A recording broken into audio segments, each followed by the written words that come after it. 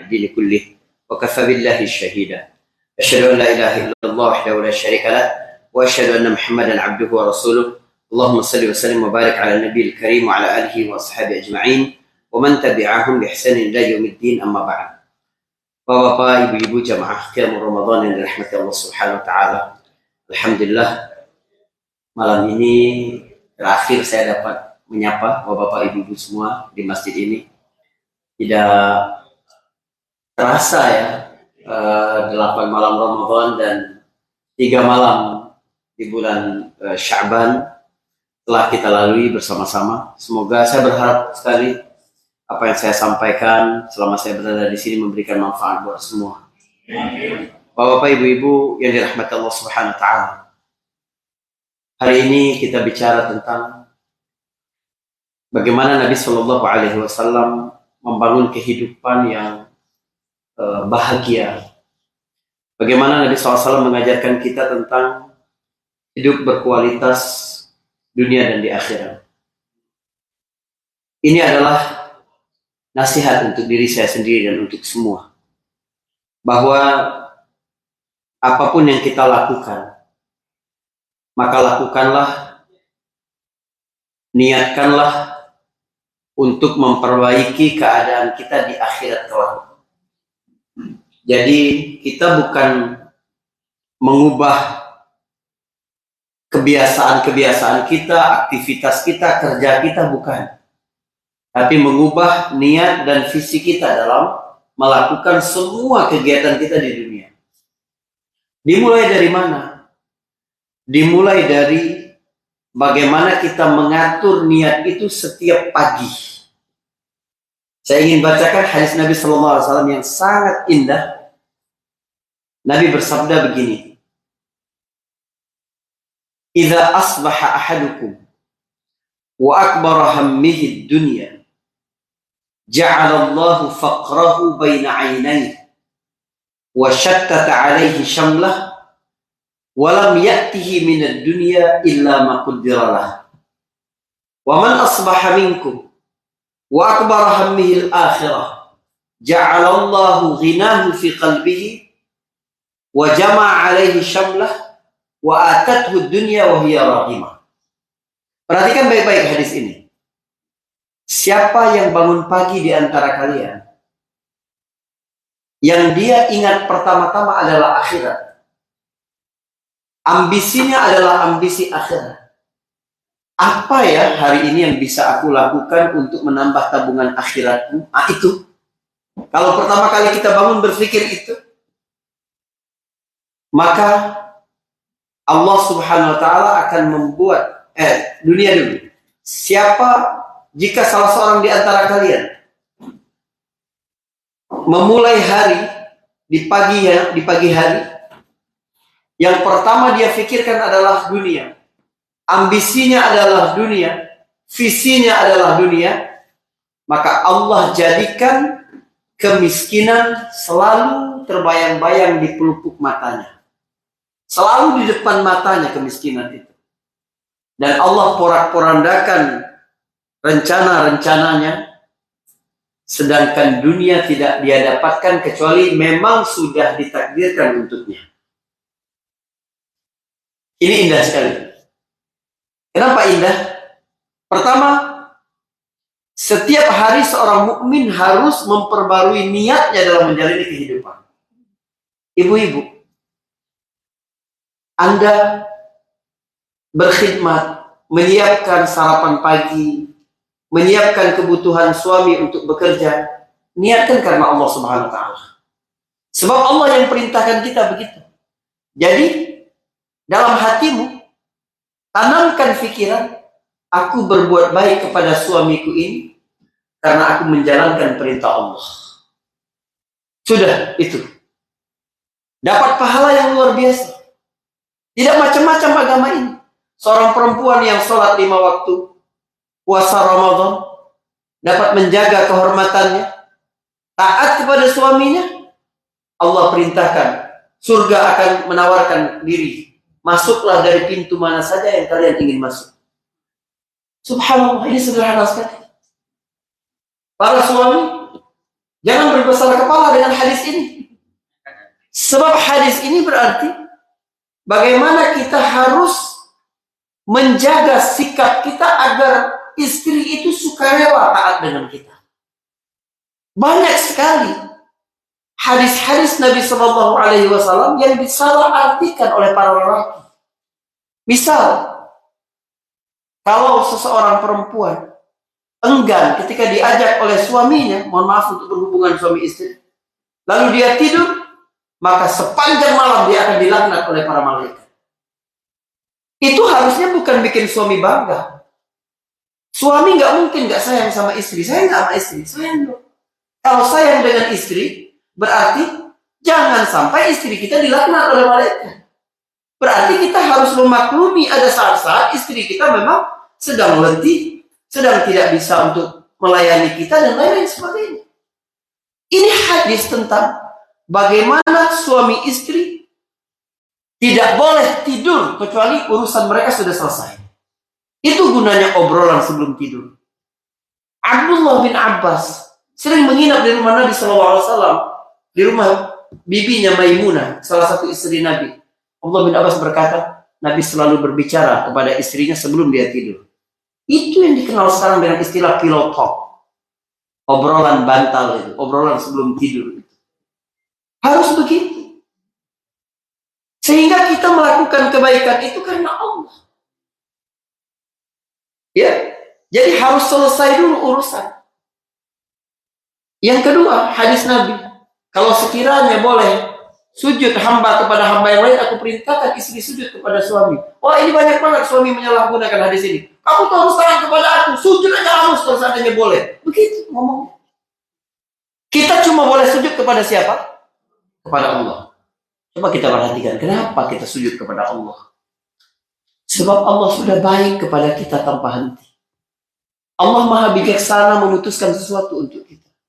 Allah dekat kepada kita. Allah pemaaf dengan kesalahan-kesalahan kita. Maka Allah berhak untuk disujud.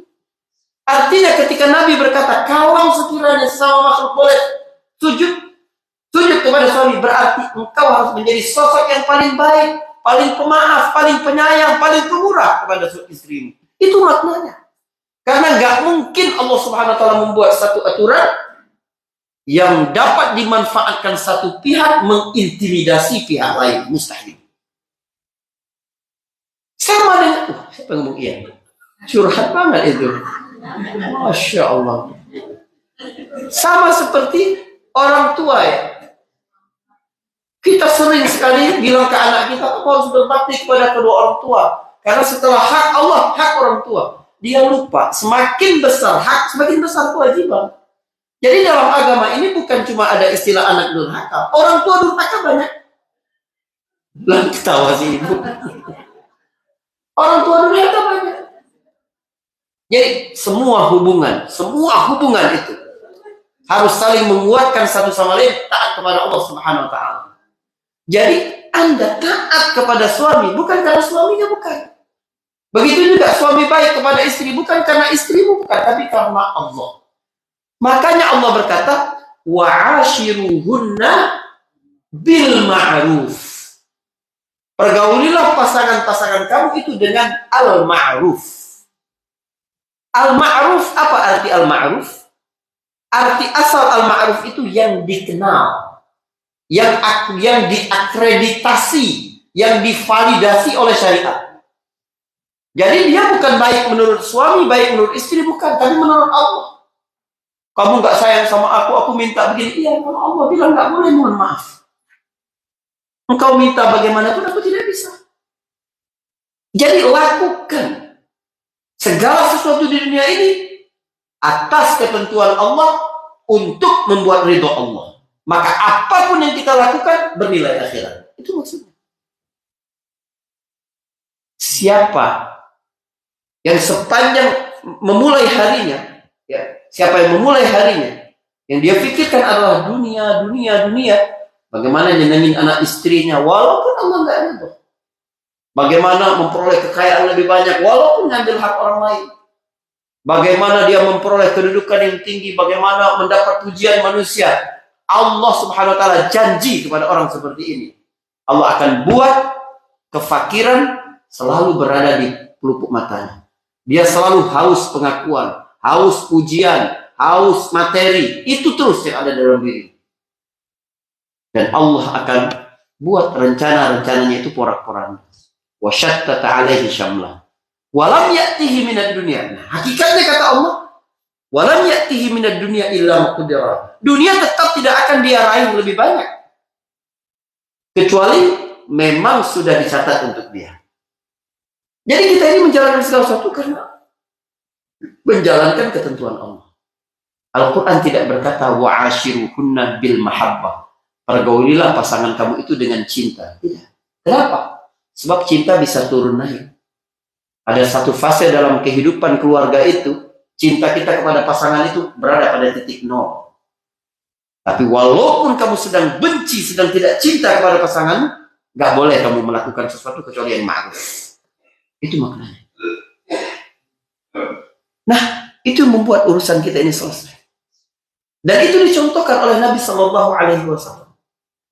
Ramadan ini adalah bulan keluarga. Kita kalau ditanya Ramadan itu bulan apa? Kita jawab bulan puasa. Puasa itu sebagian dari bagian Ramadan. Bukan semuanya. Dalam rangkaian ayat Ramadan, Allah bercerita tentang keluarga. Uhilla lakum lailatas siyamir rafathu ila nisaikum hunna libasul lakum wa antum libasul lahum. Allah bercerita tentang bagaimana hubungan yang ideal antara suami istri. Kalau mereka taat kepada Allah, menjalankan perintah Allah, hubungan mereka akan sangat klop. Istri-istrimu adalah pakaian bagi kalian. Kalian adalah pakaian bagi istri-istri kalian. Ya Allah. Ini ayat dalam sekali maknanya. Apa arti pakaian? Pakaian itu apa fungsi pakaian ini? Menutup aurat. Berarti pasangan harus dapat menutup kekurangan-kekurangan suaminya. Menutup kekurangan-kekurangan istrinya. Bagaimana caranya? Ambil peran yang pasangan kita tidak bisa. Pasangan kita nggak bisa sepanjang pagi dia semua yang ngerjain. Cuci piring dia, jemur pakaian dia, ngurus anak dia. Ambil. Kamu adalah pakaian. Tutup kekurangan-kekurangan dia. Jangan mencela dia. Kenapa bisa jadi di rumah begini-begini? Ya Allah. Anda adalah pakaian. Untuk menutup kekurangannya. Itu fungsi pakaian. Lalu apa lagi fungsi pakaian itu? Fungsi pakaian itu untuk menjaga dari cuaca di sekitar. Kalau musim dingin, pakai pakaian tebal. Kalau musim panas, pakai pakaian tipis. Pasangan itu harus dapat menjadi adaptor. Ketika hidup sedang sulit, dia yang memberikan semangat, spirit, biar istri ringan, biar suami juga semangat melakukan. Ketika dalam keadaan senang, dia ingatkan jangan sombong, dia pakaian. Harus menyesuaikan dengan keadaan. Harus tahu diri kita. Jangan minta terus kepada suami, nggak tahu kita suami lagi susah. Gitu. Nuntut terus kepada istri, padahal istri lagi repot. Pakaian. Terus apa lagi makna pakaian? Pakaian itu, bagaimana orang bikin pakaian? Harus sesuai ukuran, ya nggak? Kok boleh terlalu gede, diketawain orang. Apalagi sempit, nggak boleh. Kita menyesuaikan. Ada pasangan yang tidak suka masakan asin, ya udah, jangan masak yang asin-asin. Ada yang nggak suka dibikin kopinya manis, ya nggak usah dibikin. Harus disesuaikan. Itu pakaian. Nabi Shallallahu Alaihi Wasallam itu sangat baik dengan keluarganya. Nabi Shallallahu Alaihi Wasallam kenapa baik dengan keluarganya? Bukan karena sayang kepada istrinya itu karena istrinya, bukan, tapi karena Allah. Buktinya ketika istri mereka minta macam-macam, istri Nabi minta macam-macam, Nabi suruh, Allah suruh, kasih pilihan. Aku bisa kasih kalian dunia, tapi kita berpisah sampai di sini. Atau kamu mau bersama, berjuang di jalan Allah Subhanahu Wa Taala, memperoleh keridhaan Allah Subhanahu Wa Taala. Ya begitu. Ini hubungan suami istri, hubungan dengan anak, hubungan di lingkungan sekitar, hubungan kita di masjid. Kalau kita memang berpikir untuk akhirat, tapi kalau kita berpikir lain, celaka banget. Saya ceramah ini, biar dipuji orang. Ustaz Anas imam biar dipuji orang. Ibrahim tadi imam biar dipuji orang. Ya Allah, gak ada apa-apa. Nauzubillah min dzalik. Niatkan bagaimana untuk menambah tabungan amal kita di akhirat. Lalu kata Allah, kata Rasulullah, rizki tidak mungkin, sementara dunia tidak mungkin dia dapatkan kecuali yang memang sudah dicatat untuk dia. Bapak-bapak, ibu-ibu sekalian, kalau kita faham tentang rizki dengan benar, kita terhindar dari banyak sekali stres, kesedihan, akhlak buruk, dan hal-hal yang haram. Manusia itu, kata Nabi, ketika mencapai usia 120 hari, maka sudah dicatat untuknya rizkinya. Rizki saya misalnya sebotol ini. Ini rizki saya nih. Cetakan rizki saya segini. Rizki Farhad, karena dia di sini ya dolar agak besar sedikit. Gitu. Rezeki siapa lagi kan begitu terus. Macam-macam. Dan kita tidak mungkin wafat. Perhatikan ibu-ibu sekalian.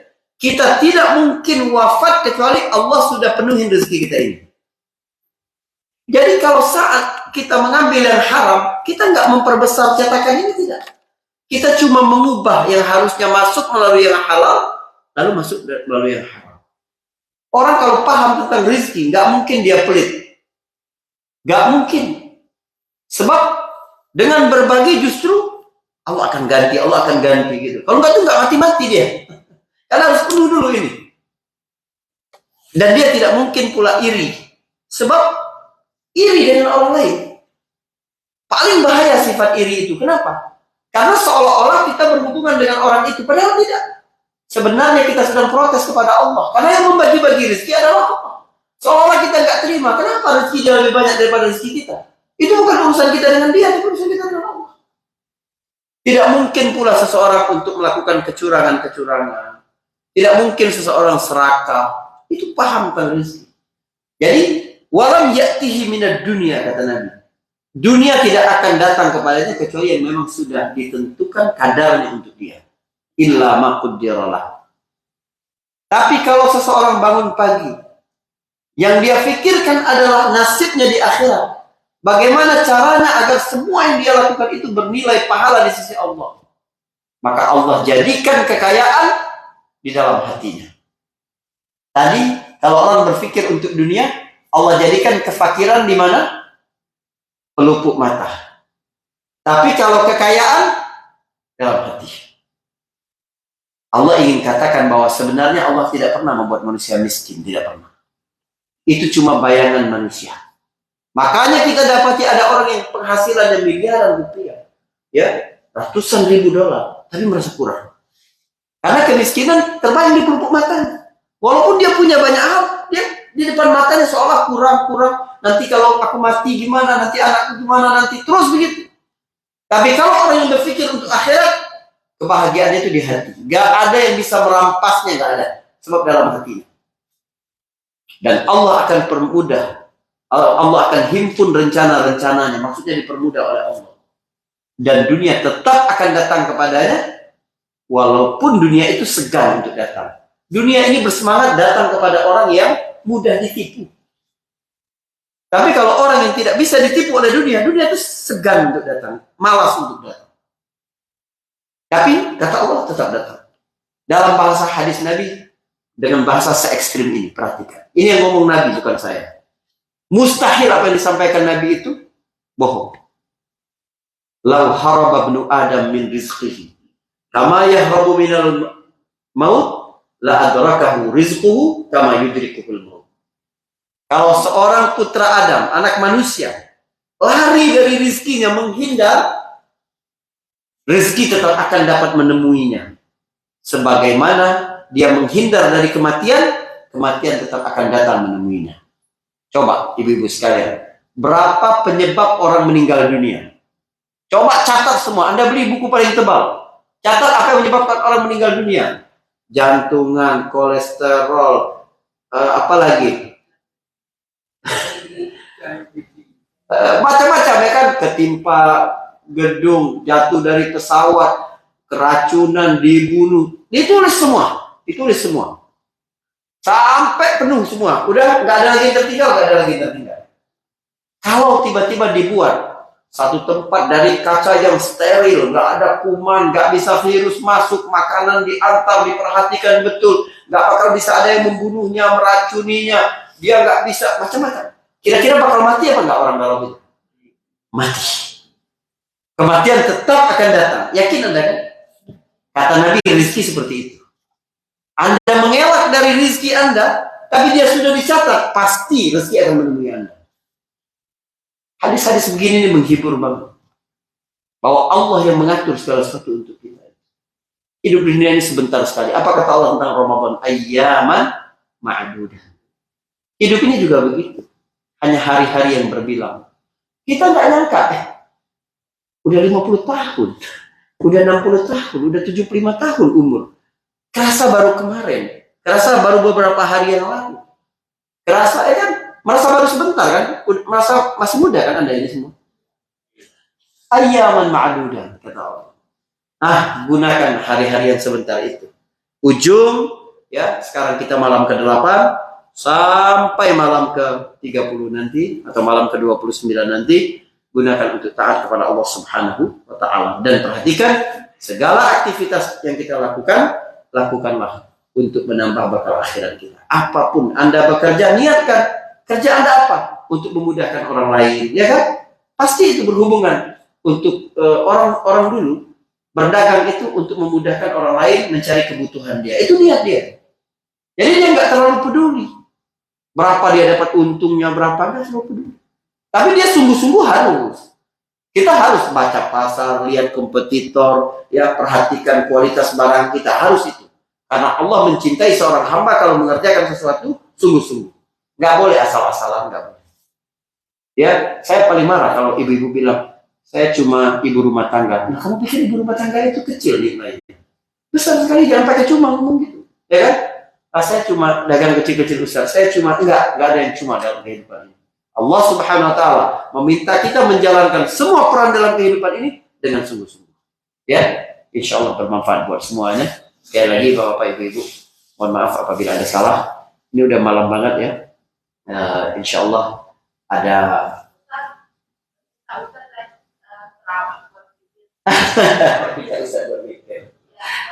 Masya Allah, insya Allah, insya Allah.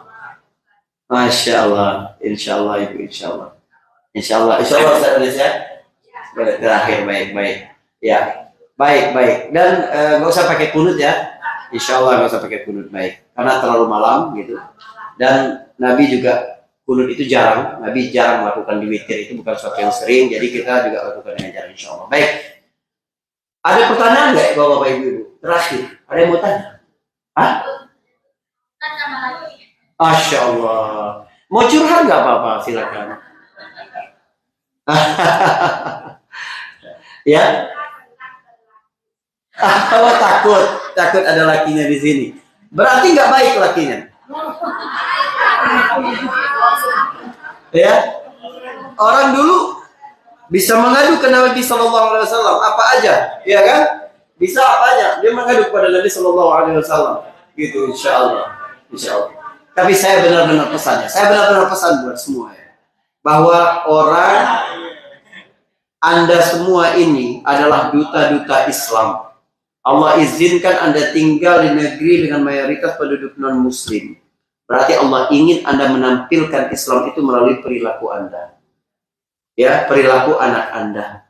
Mulai dari mana? Mulai dari memperkuat institusi keluarga. Dan Ramadan itu adalah bulan keluarga. Ya, kalau kita terus bersama Allah Subhanahu wa Ta'ala, sesulit apapun masalah keluarga kita, insya Allah ada jalan keluar dari Allah Subhanahu wa Ta'ala. Lihat ketika Abu Bakar dan Nabi SAW sedang berada di gua Hira, di gua Sur, itu tidak punya kekuatan apapun. Gua Sur itu juga bukan gua yang dalam, bukan, nggak bisa sembunyi sempurna. Abu Bakar itu udah hampir putus asa berkata kepada Nabi ya Rasulullah, kalau mereka melihat ke arah kaki mereka saja, kita kelihatan, selesai sudah. Tapi apa kata Nabi kepada Abu Bakar As-Siddiq? Kata-kata Nabi ini tolong diingat, dibawa, disebutkan ke keluarga kita saat kita ada masalah, seperti tidak ada harapan, tidak ada jalan keluar. Nabi berkata kepada Abu Bakar, ma zannuka bi ithnaini Allahu thalithukum. Apa yang kau pikirkan wahai Abu Bakar tentang dua orang kalau yang ketiganya adalah Allah? Kamu punya persoalan dalam hidup, peluk pasanganmu dan katakan, Bang, apa pendapatmu tentang dua orang kalau yang ketiganya adalah Allah? Peluk anak-anakmu dan katakan, apa pendapat kalian tentang 4 orang, tentang 5 orang kalau yang keenamnya adalah Allah Subhanahu wa Ta'ala? Siapa yang telah menemukan Allah, dia tidak akan pernah kehilangan apapun. Siapa yang kehilangan Allah, dia tidak akan pernah menemukan apa.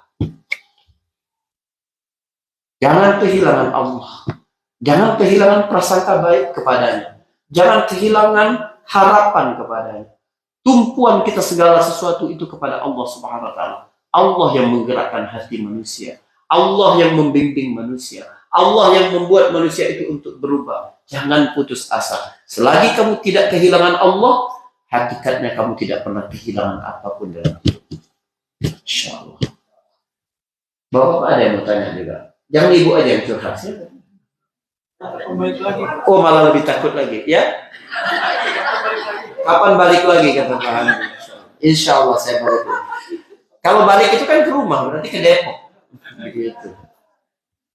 Ya, insya Allah Allah panjangkan umur kita semua. Allah sehatkan, kita jumpa lagi insya Allah ya. Kalau enggak kita jumpa di akhirat insya Allah ya. Jadi kalau nanti di surga itu enggak ketemu anak, tolong tanya sama Allah Subhanahu wa Ta'ala biar bawa saya ke neraka. Insya Allah ibu. Insya Allah. Baik. Ya, barakallahu fikum, subhanakallahumma wa bihamdik, asyhadu an la ilaha illa anta, astaghfiruka wa atubu ilaik. Assalamualaikum warahmatullahi wabarakatuh. Siap? Oh gitu, baik. Bismillah. Sebentar. Masya Allah. Assalamualaikum warahmatullahi wabarakatuh. Waalaikumsalam. Seperti kita ketahui, malam hari ini adalah malam terakhir Ustadz bersama kita. Besok Ustadz akan kembali ke Indonesia. Pagi besok pada subuh masih ada satu tausiah lagi dari Ustadz untuk lanjutan dari tausiah-tausiahnya sebelumnya setiap subuh. Kami mengucapkan terima kasih atas nama Indonesian Muslim Foundation Masjid At-Thohir atas kehadiran Ustadz bersama kami semua di sini, dan tentu saja apa yang sudah Ustadz sampaikan kepada kita semua sangat mengisi hati dan kehausan kami akan tausiah-tausiah yang bermanfaat dan bermutu. Apa yang sudah Ustadz sampaikan, bagaimana cara mengupas hadis dan mengupas isi dari Al-Quranul Karim itu dengan metode yang kekinian yang bisa kita cerna, bisa kita terima, bisa kita resapi dengan mudah, dan untuk bagaimana kita mengaplikasikan dalam kehidupan kita sehari-hari, dalam hubungan kita dengan Allah dan hubungan kita dengan sesama. Dalam kesempatan hari ini, dari majelis kami dari Indonesian Muslim Foundation, dari Masjid At-Thohir, hanya bisa memberikan sedikit cenderamata kepada Ustadz. Majelis taklim ini kelihatan kecil, tapi ternyata majelis taklim ini lebih besar daripada Perserikatan Bangsa-Bangsa dari United Nations. Karena United Nations hanya mengurus dunia, sementara kita mengurus dunia dan akhirat. Amin ya Allah. Gitu ya Ustadz ya. Dan semoga besok Ustadz diberikan kelancaran dalam perjalanan, kesehatan, keselamatan, dan insya Allah kita diberikan panjang usia dan diberikan kesempatan untuk bertemu kembali. Dan apabila nanti di saat kita semua sudah berpulang, tolong Ustadz dilihat jamaah Masjid At-Thohir yang ada di sini satu persatu. Kalau nanti Ustadz di sana sudah bertemu dengan Allah di jannah sana, tidak melihat satu dari jamaah kita yang ada di sini, tolong jemput kita ya Ustadz. Sama-sama ya. Tanpa mengurangi rasa hormat kami dengan hanya cenderamata yang sedikit ini, mohon Pak Farhad untuk dapat menyerahkan tanda terima kasih dari Majelis Taklim Masjid At-Thohir Indonesian Muslim Foundation kepada Ustadz Ahmad Faris. Masya Allah.